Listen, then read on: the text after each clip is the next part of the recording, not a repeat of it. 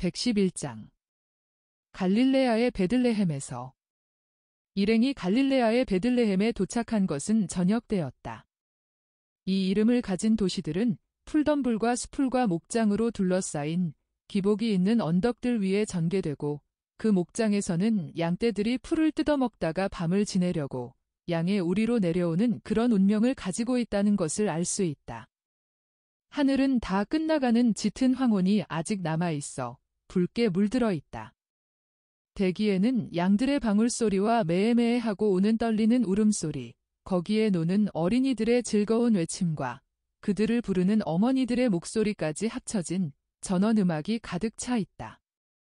시몬의 유다야, 너는 시몬과 같이 가서 우리와 여자들이 묵을 숙소를 구해라. 주막은 마을 한가운데에 있다. 우리는 그리로 너희를 따라가마. 그러니까 유다와 열성당원은 순종하고 예수께서 어머니께로 몸을 돌리고 말씀하신다. 이번에는 다른 베들레헴과 같지 않을 것입니다. 어머니가 쉬실 곳을 찾아내실 것입니다. 이 계절에는 여행자들이 많지 않고 또 칙령도 없으니까요. 이 계절에는 풀밭에서나 저 목자들 가운데에서 양들과 같이 자는 것도 기분 좋을 거다. 그러시면서 성모님은 아들에게 미소를 보내시고 당신을 유심히 바라다보는 호기심 많은 목동들에게도 미소를 보내신다. 성모님이 어떻게나 자상하게 웃으셨던지 목동 중에 하나가 다른 목동을 팔꿈치로 치며 가만히 말한다. 이 여인은 그분일 수밖에 없어. 그러면서 자신있게 앞으로 나아오며 말한다. 은총이 가득하신 마리아, 인사드립니다. 주님이 어머님과 함께 계십니까? 성모님은 한층 더 다정스러운 미소로 대답하신다. 주님은 저기 계시다. 그러시면서 예수를 가리키신다. 예수께서는 사촌들과 말씀하시려고 몸을 돌리시고 애처로운 말로 동량을 청하며 가까이 오는 거지들에게 동량을 주는 임무를 맡기신다. 그래서 어머님은 아들을 가볍게 건드리며 말씀하신다. 아들아, 이 목동들이 너를 찾는다. 그리고 어떻게 알아보았는지 모르지만 나를 알아보았다. 틀림없이 이사학이 이리로 지나가면서 계시의 향기를 남겼을 것입니다. 얘야, 이리 오너라. 목동은 12살 내지 14살쯤 된 거무스름한 소년인데 마르기는 했어도 몸이 튼튼하고 매우 날카로운 검은 눈에 칠흑 같은 더부룩한 머리가 길게 늘어져 있고 양가죽을 두르고 있어 어린 선구자 세례자 요한 판박이 같은데 그는 황홀한 듯이 행복한 미소를 지으며 예수께로 가까이 온다. 얘야, 내게 평화가 있기 바란다. 그런데 어떻게 마리아를 알아보았니? 구세주의 어머니만이 그런 미소와 그런 얼굴을 가지실 수 있기 때문이에요. 저는 이런 말을 들었어요. 얼굴은 천사의 얼굴 같고 눈은 별과 같고 미소는 어머니의 입맞춤보다도 더 다정스럽고 갓 나신 하느님께로 몸을 숙여 들여다 볼 수 있을 정도로 거룩한 그분의 마리아라는 이름처럼 다정스럽다고. 저는 이것을 어머님에게서 발견했고 주님을 찾고 있었기 때문에 어머님께 인사를 드렸습니다. 저희들은 주님을 찾고 있었습니다. 그런데 저는 주님께 감히 먼저 인사를 드리지 못했습니다. 누가 우리 이야기를 해주었니? 다른 베들레헴의 이사학 아저씨입니다. 이사학 아저씨는 가을에 저희를 주님께 데려가겠다고 약속했습니다. 이사학이 여기 왔었느냐? 아직 이 지방에 많은 제자들과 같이 있습니다. 그렇지만 우리 목동들에게는 이사학 아저씨가 직접 말했습니다. 그리고 저희들은 아저씨의 말을 믿었습니다. 주님, 저희들에게도 복된 밤에 저희 동료들처럼 주님께 경배하게 허락해 주십시오.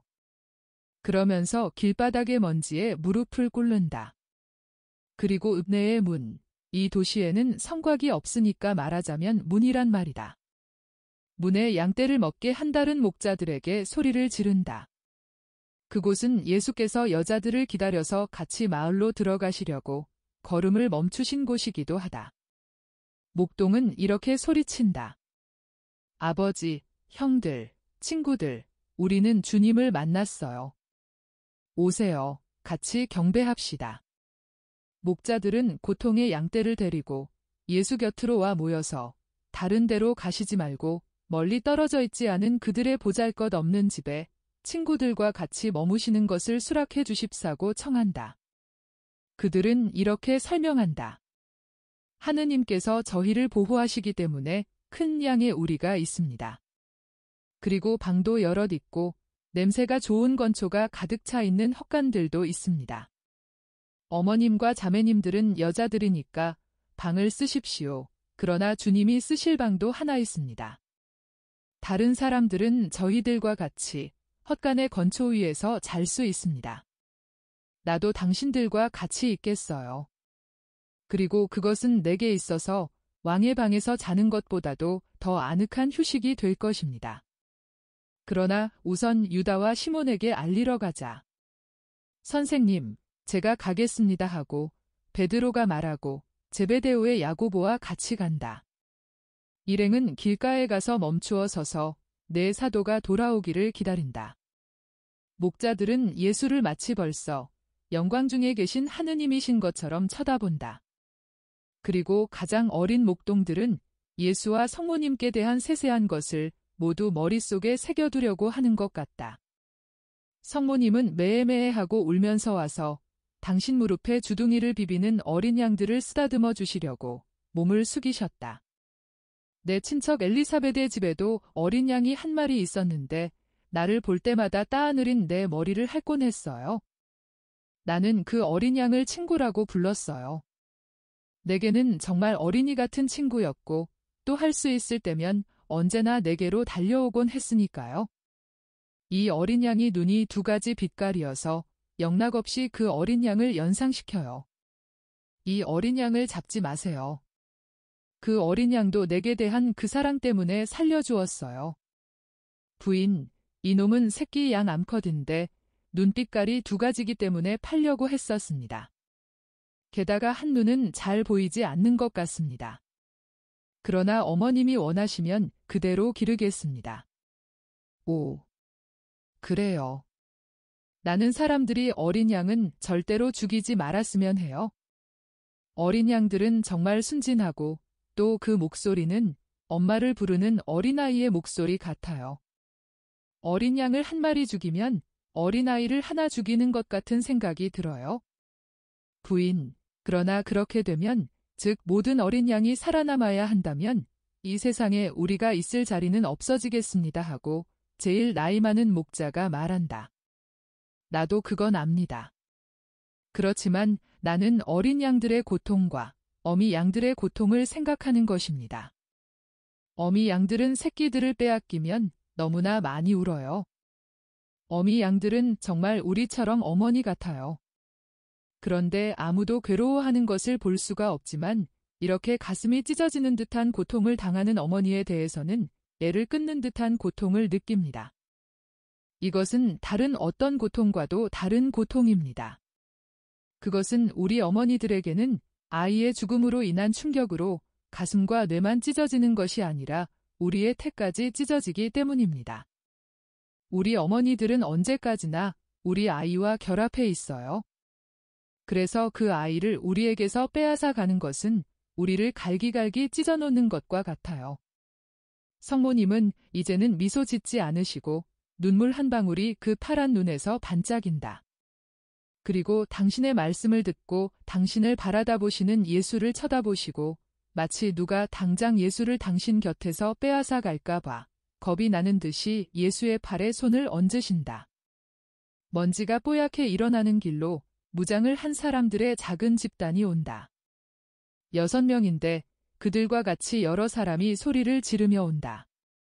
목자들은 바라다보고 자기들끼리 작은 목소리로 수군거린다. 그리고 성모님과 예수를 쳐다본다. 제일 나이 많은 목자가 말한다.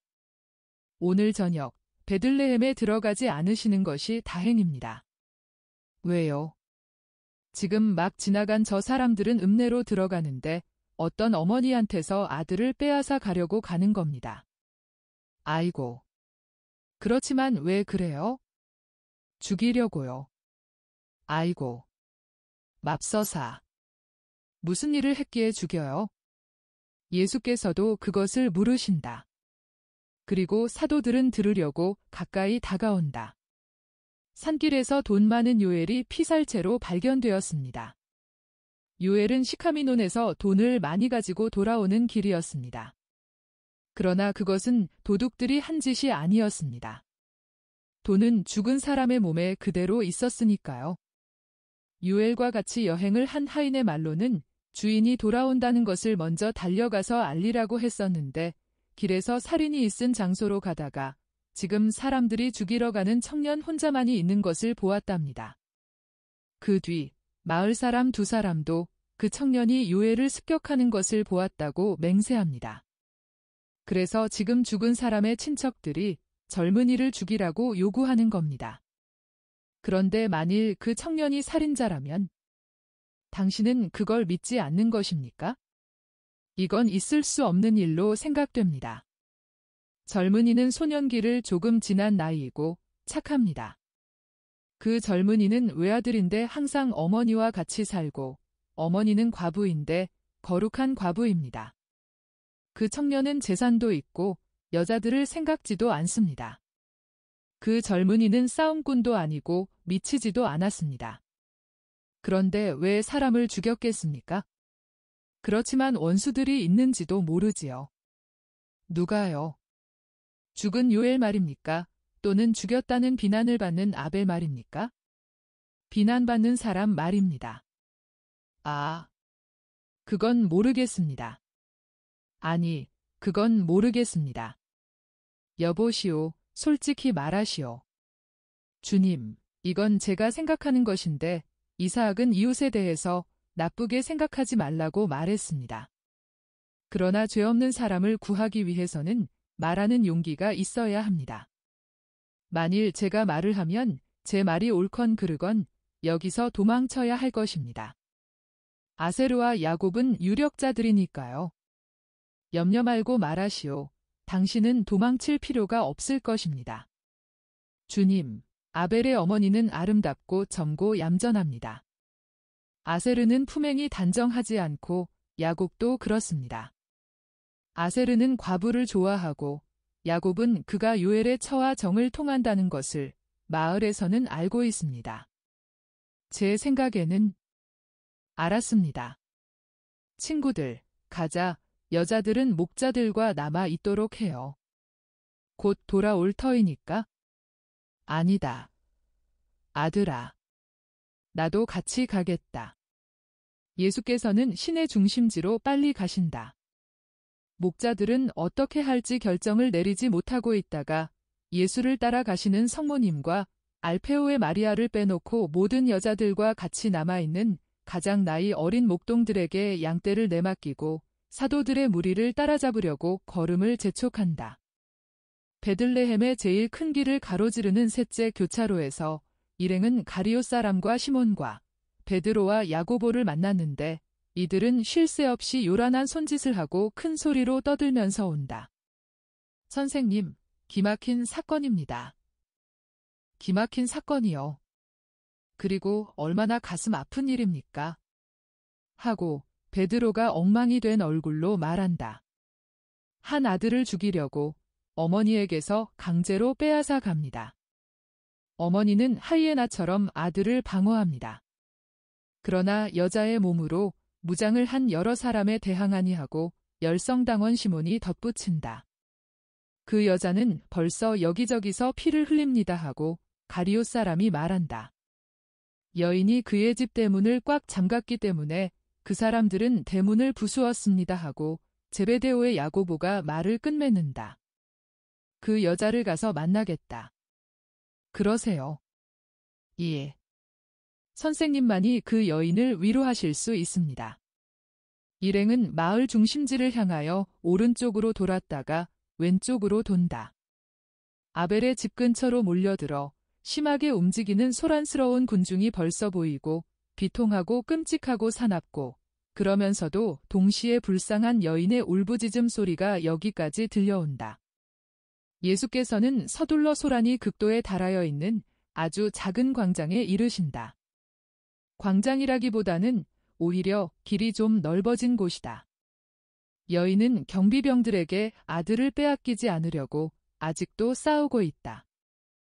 여인은 쇠발톱같이 된 한 손으로는 무너진 문조각에 매달리고 또 한 손으로는 아들의 허리띠에 매달려 있다.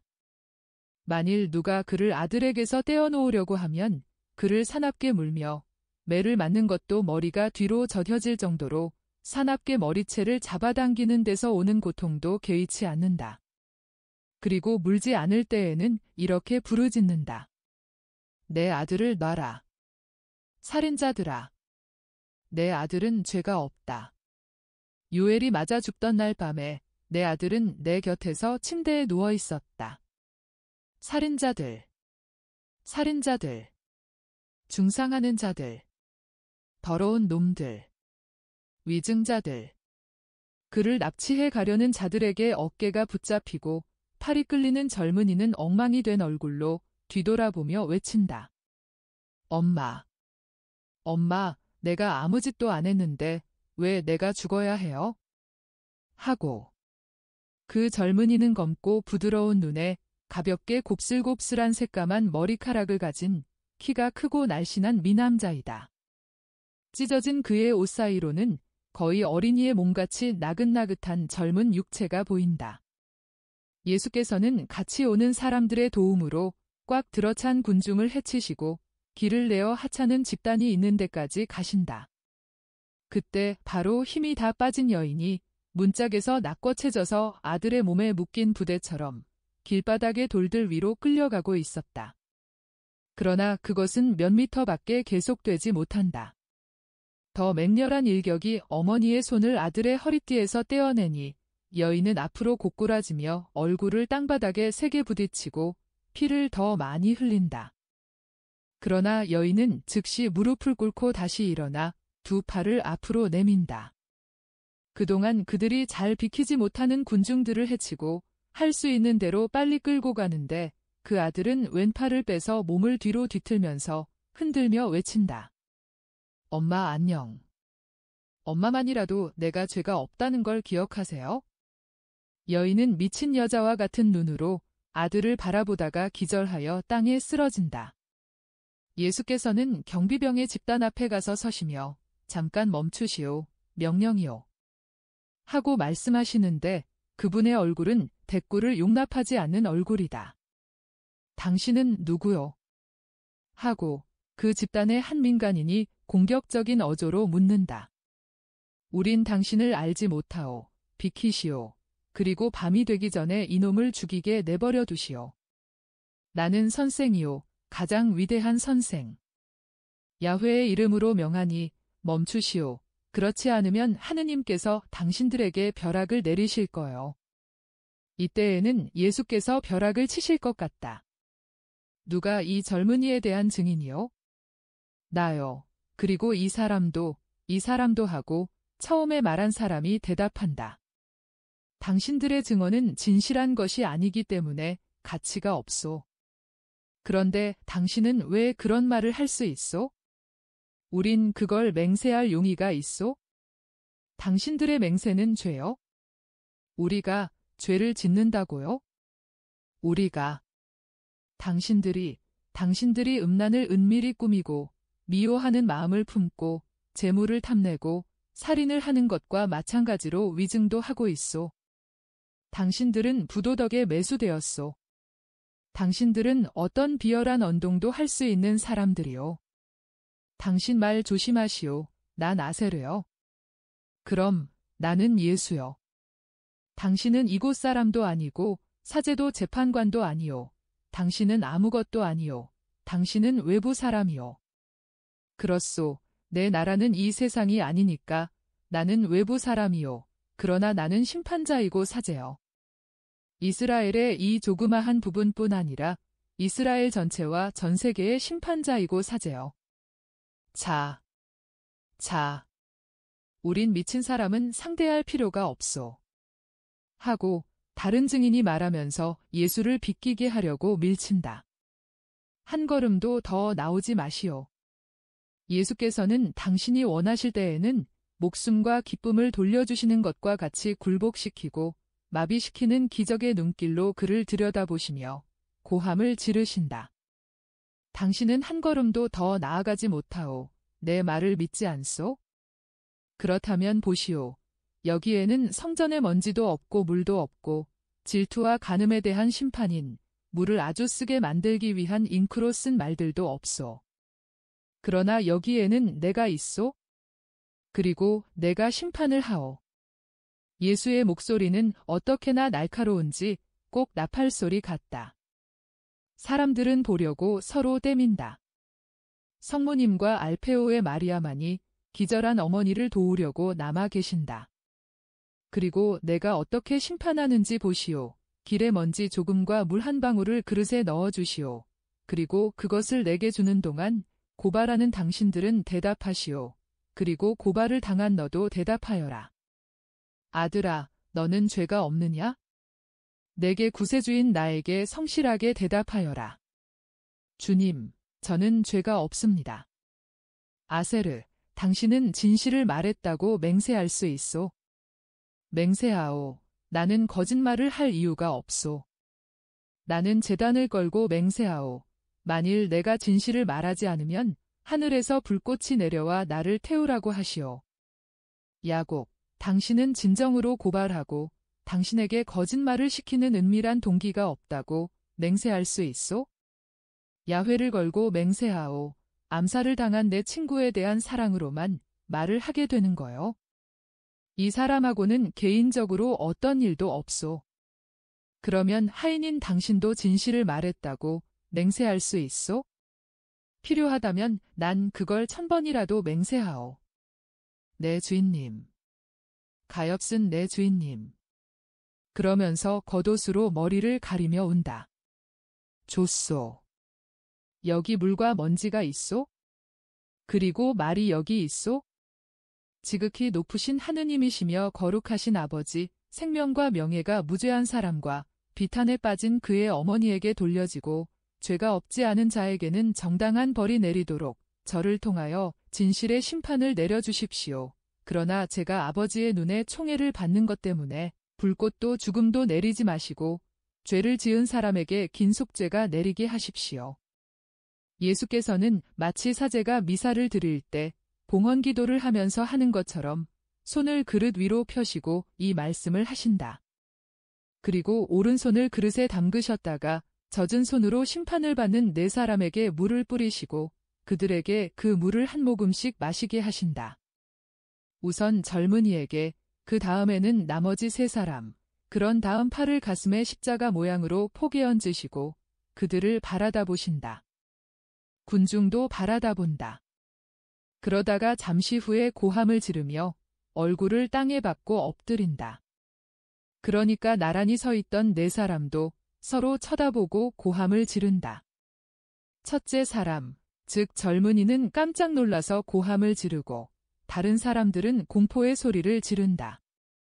그들은 젊은이는 아무렇지도 않은데 자기들의 얼굴에는 갑자기 문둥병 헌대가 뒤덮인 것을 보기 때문이다. 하인은 예수의 발 앞에 엎드린다. 예수께서는 병사들을 포함한 모든 사람과 같이 비켜서시며 젊은 아벨이 새 문둥병자 곁에서 감염하지 않도록 그의 손을 잡고 물러나신다. 하인은 이렇게 부르짖는다. 안 됩니다. 안 됩니다. 용서하십시오. 저는 문둥병자가 되었습니다. 이 사람들이 저를 매수해서 사람 없는 길에서 주인을 죽이려고 주인을 밤까지 지체하게 한 것입니다. 이 사람들이 일부러 제 노새의 편자를 떼게 했던 것입니다. 이 사람들은 제가 앞서 왔다고 말하게 해서 제게 거짓말을 하도록 가르쳐 주었습니다. 그와 반대로 저는 주인을 죽이려고 이들과 같이 있었습니다. 이 사람들이 왜 그렇게 했는지도 말하겠습니다. 유엘은 야곱이 자기 아내를 사랑한다는 것을 알아챘기 때문이었고 또 아세르는 아벨의 어머니를 탐내는데 그 여자가 거절하기 때문이었습니다.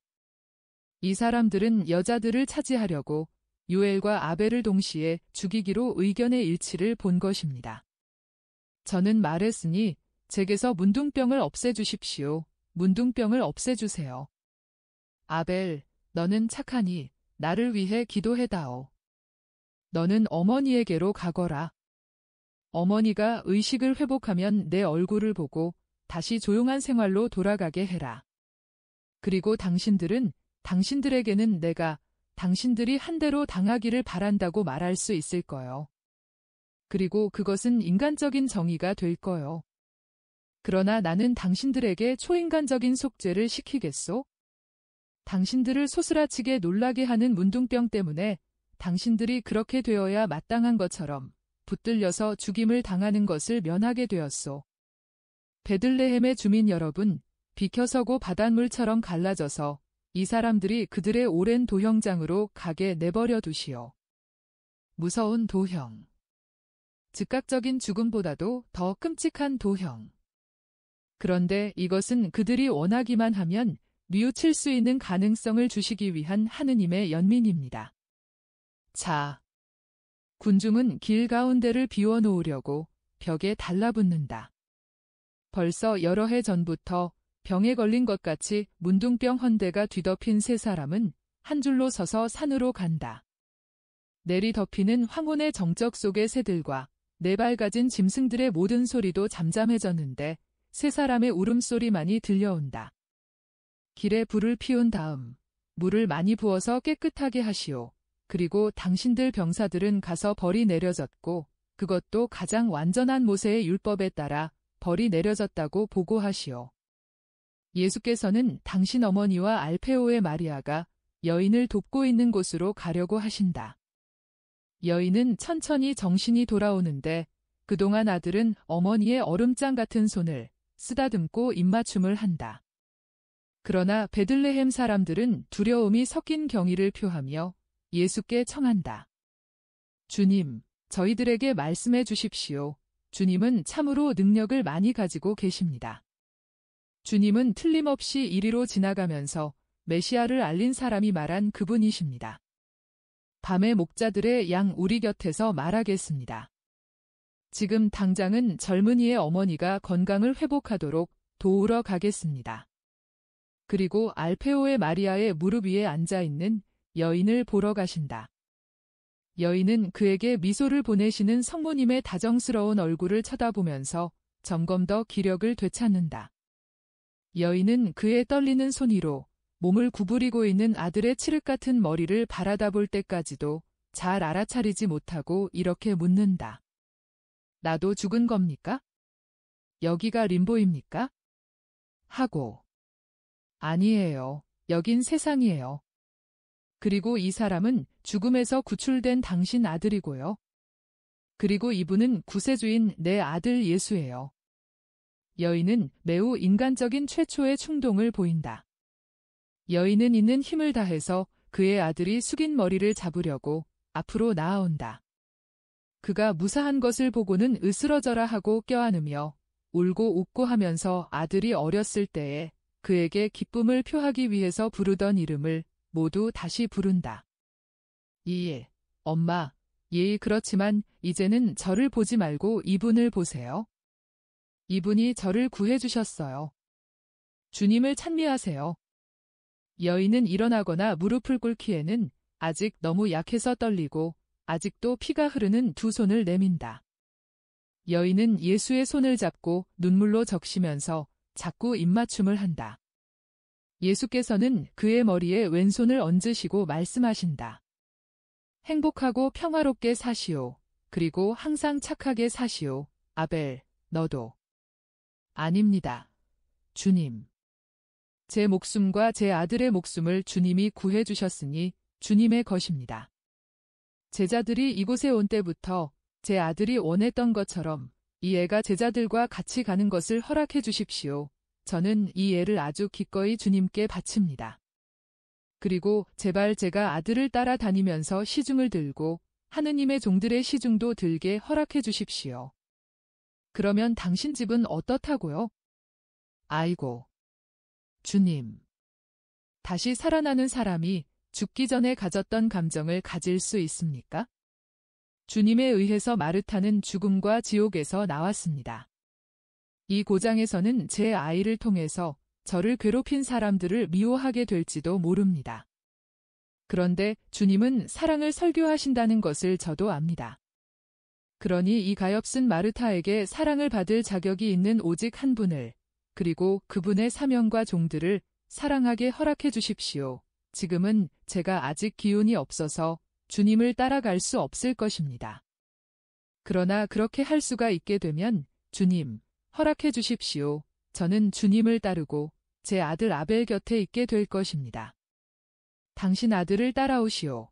그리고 그와 함께 나를 따르시오. 행복하시오.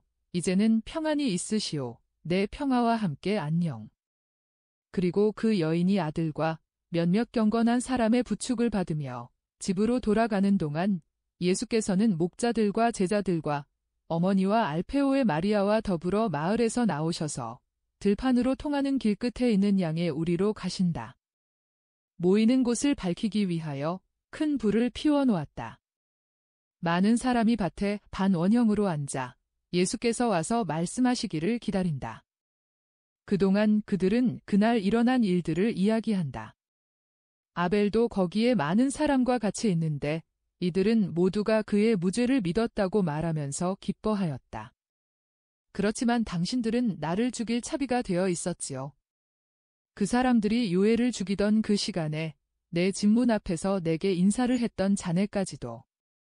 젊은이는 참지 못하고 이렇게 말한다. 그리고 이렇게 덧붙인다. 그러나 나는 예수의 이름으로 자네를 용서하네. 예수께서 양의 우리에서 이들에게로 오신다.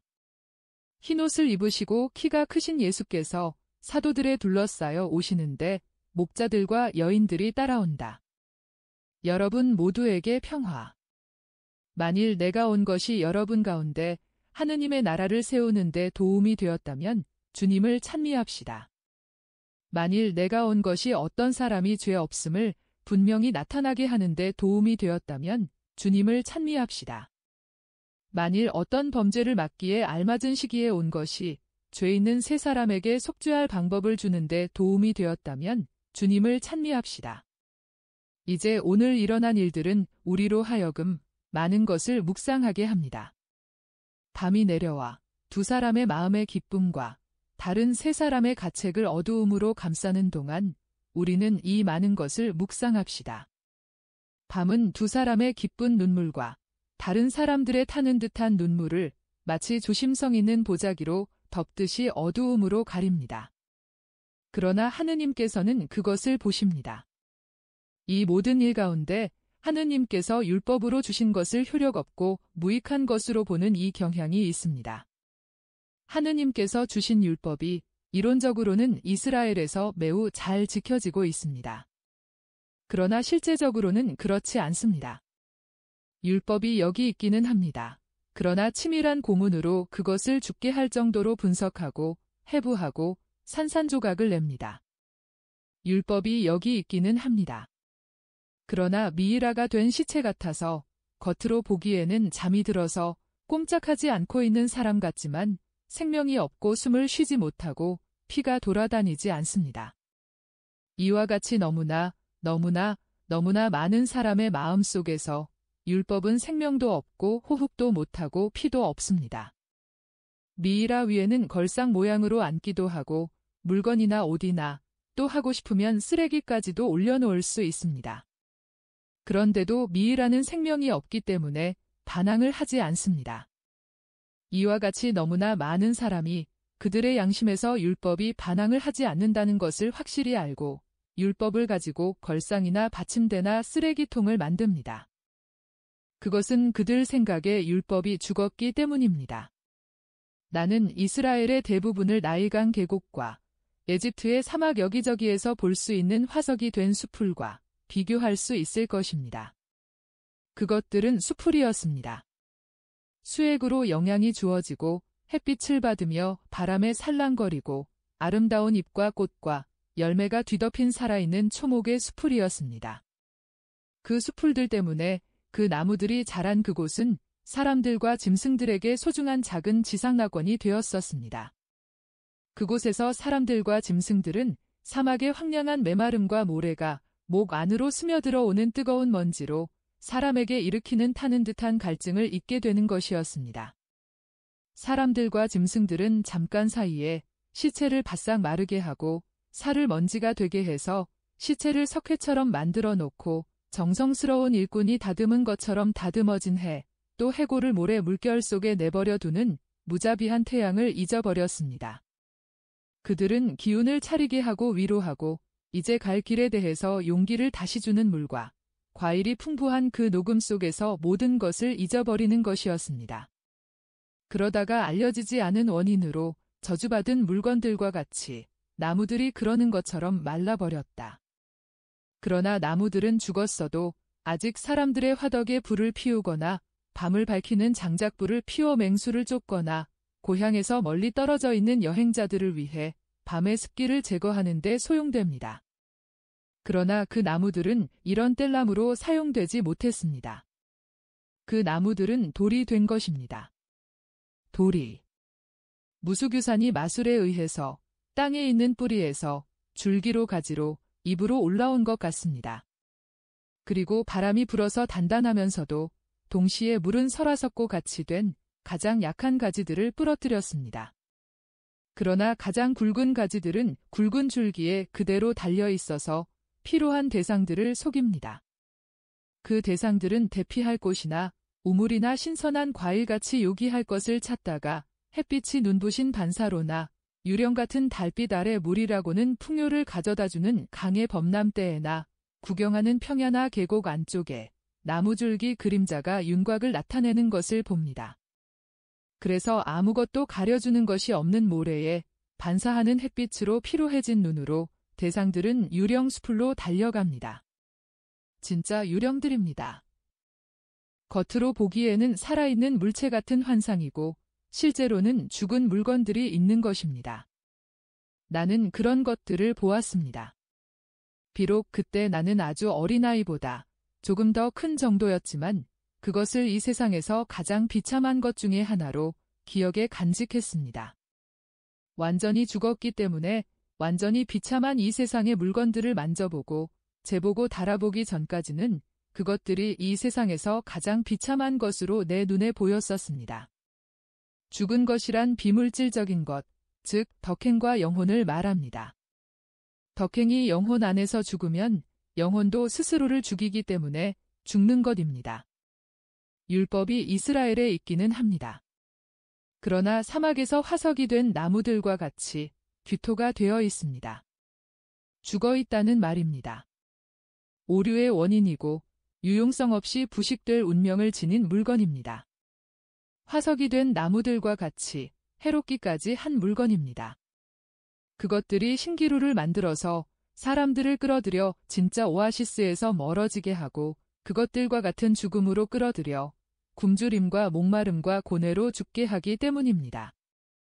이교도들의 어떤 신화에 있는 것 같이 다른 사람들을 죽음으로 끌어들이는 죽은 물건들입니다. 오늘 여러분은 역시 돌같이 된 영혼 안에서 돌의 상태가 된 율법이 어떤 것인가 하는 데 대한 본보기를 보았습니다.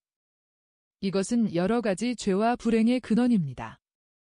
여러분이 율법을 온전히 살 줄을 알고 또 여러분 안에 율법이 온전히 살게 할 줄을 알게 되는 이것이 도움이 되기를 바랍니다. 나는 그 율법을 자비의 빛으로 비춥니다. 밤이 깊었습니다.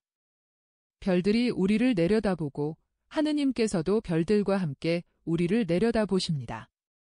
눈을 들어 별이 총총 박힌 하늘을 쳐다보고 여러분의 정신을 하느님께로 올리시오. 벌써 하느님께 벌을 받은 불행한 사람들을 비난하지 마시오. 그리고 그들과 같은 죄가 없다고 교만한 생각을 가지지 말고 에집트의 사막과 계곡에 저주받은 초목과 같은 메마른 상태에 빠지지 않겠다고 하느님과 여러분 자신에게 약속하시오. 평화가 여러분과 함께 있기 바랍니다. 예수께서는 그들에게 강복하시고 촌스러운 헛간들로 둘러싸인 넓은 양의 우리 울타리 안으로 물러가신다. 헛간 바닥에는 목자들이 주님의 종들에게 침대 노릇을 하라고 건초를 두툼하게 깔아놓았다. 112장. 부르심은 핏줄보다 더하다. 시카미논으로 가는 도중에 조용하고 해가 잘 나는 아침 나절이다. 여전히 서쪽으로 향해 있는, 즉 바다 쪽으로 향한 야산들을 올라가는 것이 수월하다. 아침나절 이른 시간에 야산에 도착하길 잘했습니다. 이 햇볕 아래서는 돌판에 남아 있을 수가 없었을 것이다. 그러나 여기는 그늘이 있고 시원합니다. 겨울철에나 좋은 로마인들의 길을 가는 사람들은 불쌍합니다 하고 마테오가 말한다. 이 야산들을 지나면 바닷바람을 만나게 된다.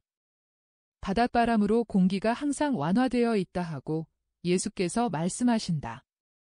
저 위에서 식사를 하지요. 저번 날은 대단히 아름다웠습니다. 그런데 여기서는 가르멜산도 더 가깝고 바다도 더 가까우니까 한층 더 아름다울 것입니다 하고 알페오의 야고보가 덧붙인다. 역시 우리 고향은 아름다워. 하고 안드레아가 감탄한다. 맞아. 정말 무엇이든지 있단 말이야. 눈 덮인 산과 비탈이 가파르지 않은 야산, 호수, 강, 가지각색의 나무가 있고 또 바다까지 있단 말이야. 정말이지 우리 시편 작가들과 우리 예언자들과 우리 전사들과 우리 시인들이 찬양한 더없이 매력적인 고장이야 하고 타데오가 말한다. 많은 것을 알고 있는 자네가 그 시편의 어떤 대목을 말해보게 하고 제베데오의 야고보가 간곡하게 청한다. 낙원의 아름다움으로 하느님은 유다의 땅을 만드셨다. 천사들의 미소로 네프탈리의 땅을 꾸미셨고 하늘의 꿀물이 흐르는 강으로 그 땅의 과일에 맛을 주셨다. 온 우주가 하느님께서 당신의 거룩한 백성에게 주신 하느님의 보석인 내게 제 모습을 비춰본다. 복된 땅아, 내 자녀들의 마음에는 내 아름다움이 내 산비탈에서 익는 촘촘한 포도송이보다 더 달고 내 암양들의 젖을 통통하게 불리는 양보다도 더 감미로우며 너를 뒤덮어 꾸미는 꽃맛을 내는 꿀보다도 더 도취하게 한다. 하늘이 내려와 두 보석을 연결시키는 강을 만들었고 푸른 내 옷의 목걸이와 귀걸이와 허리띠를 만들어 주었다. 내 요르단강은 노래하고 바다는 미소 짓는다. 그리고 바다는 또한 하느님께서 무서우시다는 것을 일깨우며 야산들은 풀밭에서 춤추는 명랑한 소녀들과 같이 저녁 때쯤에 춤을 추는 것 같다. 내 산들은 천사 같은 새벽에 기도를 드리거나 찌는 듯한 햇볕 아래서 알렐루야를 노래하며 또는 별들과 동시에 당신의 권능을 노래합니다. 지극히 높으신 하느님. 당신은 우리를 사방이 둘러막힌 국경 속에 가두지 않으시고 세상이 우리의 것이라는 것을 말씀해 주시려고 우리 앞에 바다를 열어놓으셨습니다. 아름답다. 오, 정말 아름답다. 나는 호수와 예루살렘밖에 가본 일이 없어. 나는 여러 해 동안, 오랜 세월 동안 다른 건 아무것도 보지 못했어. 이제야 비로소 팔레스티나를 알게 되었어. 그렇지만 이 세상에 이보다 더 아름다운 것은 아무것도 없다고 확신해 하고 베드로가 자기 나라에 대한 긍지를 잔뜩 가지고 말한다. 어머님은 나일강의 계곡도 매우 아름답다고 내게 말씀하셨어 하고 요한이 말한다. 또 엔도르 사람은 키프로스를 낙원 같다고 말하는데 하고 시몬이 덧붙인다. 오, 그래, 그렇지만 우리 땅은 예수와 같이 조금 앞서가는 가리오 사람과 토마를 빼놓은 사도들은 계속하여 팔레스티나의 아름다움을 찬양한다. 그 뒤로는 여자들이 오는데 여자들은 그들의 화단이나 정원에 뿌리려고 꽃씨를 따고 싶은 마음을 억제하지 못한다. 그것은 그 꽃들이 아름답기 때문이기도 하고 그들의 여행의 추억도 되겠기 때문이다. 아마 바다수리 같은 수리, 아니면 독수리들이 야산 꼭대기 위를 넓게 빙빙 돌다가 이따금씩 먹이를 찾아 내리박히고 또 독수리 두 마리 사이에 결투가 시작되어 깃들을 잃어가며 우아하고도 사나운 싸움을 하고 또 하는데 결국 진 놈이 도망치는 것으로 끝이 난다. 틀림없이 그놈은 멀리 떨어진 산 꼭대기에 가서 죽으려고 가는 것이다. 적어도 모든 이가 그렇게 생각하는 것이다. 그만큼 그놈이 날아가는 것이 힘들고 지친 것 같다. 폭음폭식이 저놈을 해쳤구먼 하고 토마가 해석을 한다. 폭음폭식과 고집은 언제나 해를 끼치는 법이야. 어제의 그 세 사람도 그래. 맙서사. 정말 무서운 운명이야. 하고 마테오가 말한다. 절대로 낫지 않을까? 하고 안드레아가 묻는다. 선생님께 여쭈어 보게나. 예수께서는 질문을 받으시고 이렇게 대답하신다. 그들이 회개를 하겠는지 묻는 것이 더 나을 것이다. 나 진정으로 너희에게 말하지만 문둥병자이면서 거룩하게 죽는 것이 건강하지만 죄인으로 죽는 것보다 더 낫기 때문에 문둥병은 세상에 무덤에 남아있지만 죄는 영원히 남아있는 것이다. 어젯밤에 하신 연설이 제게는 대단히 마음에 들었습니다 하고 열성당원이 말한다. 저는 그렇지 않습니다. 그 연설은 이스라엘의 많은 사람에게는 매우 엄혹한 것이었습니다 하고 가리오 사람이 말한다. 너도 그런 사람들 축에 끼느냐? 아닙니다. 선생님. 그렇다면 왜 분개하느냐? 그러나 그것이 선생님께 해로울 수도 있으니까요. 그렇다면 그런 불안을 피하기 위해서 내가 죄인들과 타협하고 그들의 공범이 되어야 하겠느냐? 그렇게 말하는 것은 아닙니다. 선생님은 그렇게 못하실 것입니다. 그러나 입을 다물고 실력자들을 선생님과 맞서게 하지 않으시는 것입니다. 말을 하지 않는 것은 의견을 같이 하는 것이다. 나는 하층민의 죄이건 실력자들의 죄이건 죄와는 타협하지 않는다. 그러나 세례자가 어떤 일을 당했는지 아시지요? 그의 영광이다. 그의 영광이라고요? 제 생각에는 그의 파멸인 것 같은데요. 우리의 의무에 충실해서 박해를 당하고 죽는 것은 사람에게 영광이 되는 것이다. 순교는 항상 영광스러운 것이다. 그러나 죽음은 그에게 선생으로 있는 것을 막고 제자들과 가족들에게 고통을 줍니다. 그는 일체의 고통에서 벗어났지만 다른 사람들에게는 훨씬 더 큰 고통을 남겨주었습니다. 세례자가 친척이 없는 것은 사실입니다. 그러나 그에게는 제자들에 대한 의무가 항상 있습니다. 세례자가 친척이 있었더라도 마찬가지이다. 부르심은 핏줄보다 더한 것이다. 그러면 넷째 계명은요? 넷째 계명은 하느님께 관계되는 계명들 다음에 온다. 어머니가 자기 아들 때문에 얼마나 괴로워하는지 어제 보셨지요. 어머니, 이리 오십시오 하고 예수께서 말씀하신다. 성모님이 예수 곁으로 달려오셔서 물으신다. 아들아, 무슨 일이냐? 어머니, 가리옷의 유다가 어머니를 사랑하고 저도 사랑하기 때문에 어머니의 입장을 변호합니다. 내 입장이라니? 무슨 일에? 유다는 제가 우리 친척인 세례자처럼 베어지지 않기 위해서 조심성을 더 많이 가지도록 결심을 시키려고 합니다. 넷째 계명이 그렇게 하라고 명하니까 어머니들을 불쌍히 여겨서 어머니들을 위해 몸을 아껴야 한다고 말합니다. 어머님은 어떻게 생각하세요? 어머님이 우리 유다를 다정스럽게 가르치시도록 어머니께 언권을 드립니다. 만일 내 아들이 그의 완전을 굽혀서 그의 생각을 낮추어 인간적인 고려를 하고 초인간적인 고려를 잊어버리는 것을 내가 보게 된다면 내 아들을 하느님으로서는 사랑하지 않게 될 것이고 내가 그의 본성에 대해서 항상 잘못 생각하지 않았는지 항상 착각을 하지 않았는지 의아하게 생각하게 될 걸세.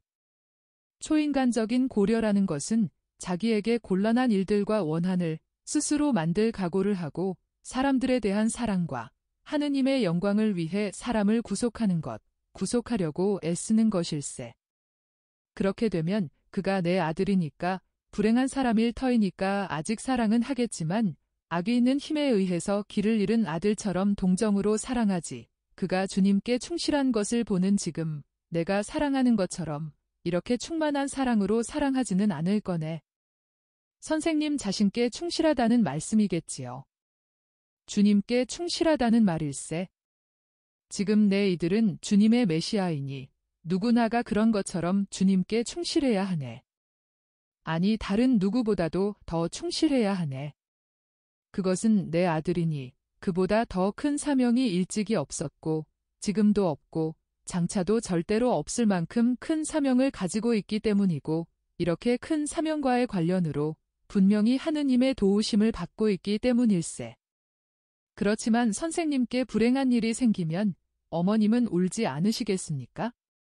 내 눈에 있는 눈물을 다 흘리면서 울걸세. 그렇지만 내 아들이 하느님께 충실하지 못한 것을 보면 눈물과 피를 흘릴 걸세. 그렇게 되면 선생님을 박해할 사람의 죄가 많이 가벼워질 것입니다. 어째서? 그것은 선생님도 어머님도 말하자면 그 죄들을 변명하시니까요. 그렇게 생각하지 말게. 우리가 그것을 불가피하다고 판단하거나 또는 이스라엘의 어떤 사람도 메시아에 대해 죄 있는 사람이 되어서는 안 된다고 생각하거나 하느님의 눈에는 그것들이 같은 죄로 남아 있을 걸세. 이스라엘의 사람이라니요. 그러면 만일 이방인이면 다르단 말씀입니까? 그렇네. 이방인들에게는 그들과 같은 사람들 중에 한 사람에게 대한 죄밖에 되지 않을 걸세. 그러나 이스라엘은 예수가 누구라는 것을 알고 있네. 이스라엘의 대부분이 그것을 모르고 있습니다. 알고자 하지 않고 있는 걸세? 의식적으로 불신하는 거야? 대부분의 이스라엘 사람들은 그러니까 사랑이 없는 데에다 불신을 합치고 바람을 부인하네. 이 세 가지 주요한 덕행을 짓밟은 것은 작은 죄가 아닐세, 유아. 그건 중대한 거야. 내 아들에 대한 어떤 신체적인 행위보다도 영적으로 또 중대한 걸세. 유다는 논거가 모자라서 샌들끈을 매느라고 몸을 구부리고 뒤에 처진다. 일행은 야산 꼭대기에 이르렀다. 꼭대기라기보다는 오히려 끝없이 펼쳐지는 아름다운 파란 바다를 향하여 달려가려는 듯이 불쑥 내민 정상의 한 부분이다.